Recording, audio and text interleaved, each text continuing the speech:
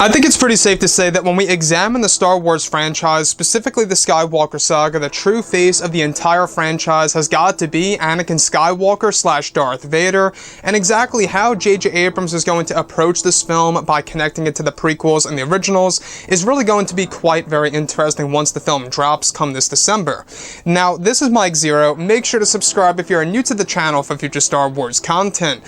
What's really intriguing about this film is that we do know that Episode 9 is going to have many different pieces of nostalgia that fans are actually going to really connect with in this film in the forms of flash fights, flashbacks, you name it. That's really going to be utilized in such a way that is said to be very satisfactory for the fans around the world. Now, on top of all of this, we do know that Episode 9 is going to introduce new aspects of the franchise that fans have never seen before on the big screen, and one of the big elements have all to do with Anakin Skywalker. Now, these past couple of weeks or so, we've been learning a whole lot more about this film, and when it all comes down to one of the concept art descriptions, this is where things begin to get very intense for Episode 9. Now, specifically, a description of both Rey and Kylo Ren standing next to each other, where it's described that they have paused their lightsaber duel after Luke's Force Ghost is said to intervene their battle, where Luke is able to show Kylo and Rey the netherworld of the Force, where the environment around them begins to change and morph to a world full of stones and abstract structures, where it all holds a blue hue. It's explained that eventually Luke delivers a lesson about the Jedi, where the Force Ghost voice of Anakin Skywalker is heard in the distance. As this happens, it's explained that the regular version of Anakin's Force Ghost appears with the hood over his head, where he appears young, whereas he walks toward Ren and Rey, he begins to age rapidly, where he morphs into a far older version of himself with long silver hair and a wrinkled face. It's explained that Anakin begins to deliver a revelation about the origins of the galaxy and that the beyond is what gives power to the galaxy and that this was created by the Wills themselves. Additionally, it's described that Anakin goes on to unveil to Ren and Rey that the netherworld of the Force only exists because of the Wills, and without them, this realm would not exist. It's said to be a magical scene that will redefine how the netherworld works in the Star Wars franchise. So let's go over a couple of parts about this. Now, what's really intriguing to me about all of this is how the Force Ghost of Anakin is able to morph from his younger self to his older self in The Rise of Skywalker while he's over in the Netherworld. This is essentially J.J. Abrams giving us the canon version of exactly how a Force Ghost is able to morph itself into either a different age or a different appearance, if you will, which could also very well explain as to why J.J. Abrams wants to evolve the use of Force Ghosts in The Rise of Skywalker.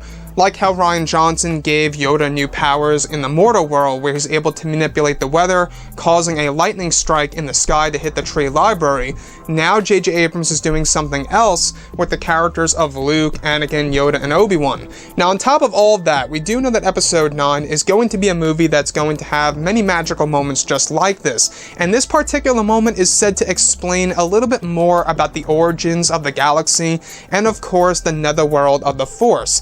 Now, it's really intriguing about Anakin's revelation is that he reveals to Ren and Rey, while they are in the netherworld, is that the beyond itself is what powers the galaxy, and that the beyond was created by the Wills themselves, and the netherworld of the Force can only exist as long as the Wills are alive and well. Now, that's a very interesting aspect of Episode 9, and definitely a different element of the Star Wars franchise that fans have never seen or heard before in either Legends and or canon material. And you can really see exactly what JJ, Chris, and George are trying to do with this film. They're really trying to make this film stand out on its own, to be more in tune with the mythology of Star Wars, right? Everything related to the Jedi, the Force, the Sith, and everything related to the beyond itself as well. And the afterlife, let's not, forget about that. We do know that Episode 9 is based on a lot of, different philosophies that are actually extracted from our world and implemented into the Star Wars franchise, which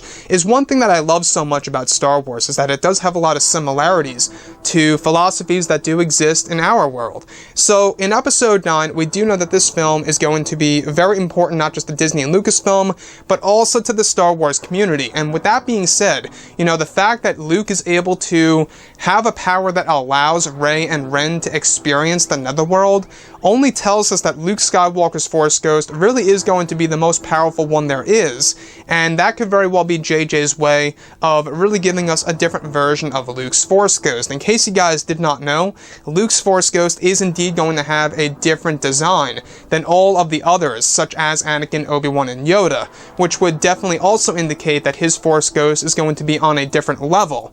And I think why they're doing this is because they want to give us something fresh and new to the franchise when they're approaching Luke as a Force Ghost, as opposed to it being a little cliche of him just being the regular blue and transparency.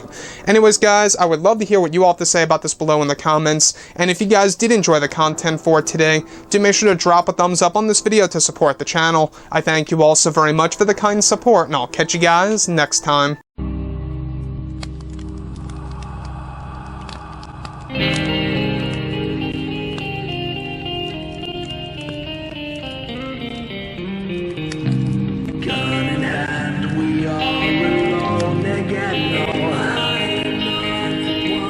From night to moon, we hear them moans again. No.